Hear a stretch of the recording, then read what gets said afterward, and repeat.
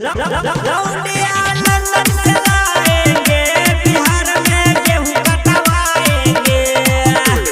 DJ Munna Chunna Aryan digital recording studio Purnia.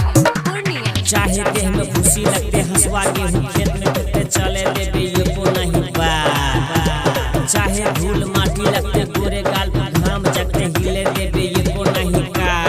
ए बियास तोनी अपने अंदाज में चाहे देह में खुशी लगते हंसवा गेहूं खेत में टूटते चले देवे ये को नहीं पार। चाहे धूल माटी लगते गोरे गाल में घाम जगते हिले देवे ये को नहीं पार। लौंडिया लंदन से लाएंगे, बिहार में गेहूं कटवाएंगे। लौंडिया लंदन से लाएंगे, बिहार में गेहूं कटवाएंगे। Mix by Chunna Aryan DJ Munna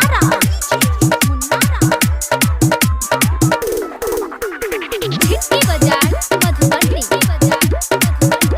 singing by Munna Kushwaha. धूप लगेगा तो छाव ले जाएंगे, गगरी वाला पानी उनको पिलाएंगे। धूप लगेगा तो छाव ले जाएंगे, गगरी वाला पानी उनको पिलाएंगे।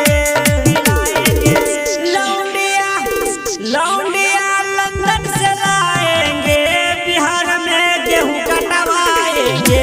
लौंडिया लंदन से लाएंगे, बिहार में गेहूं कटवाएंगे। Mix by Chunna Aryan DJ Munna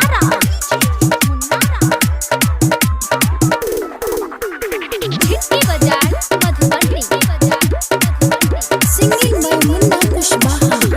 hotel वाला खाना नहीं खिलाएंगे, देसी वाला सत्तू उनको पिलाएंगे।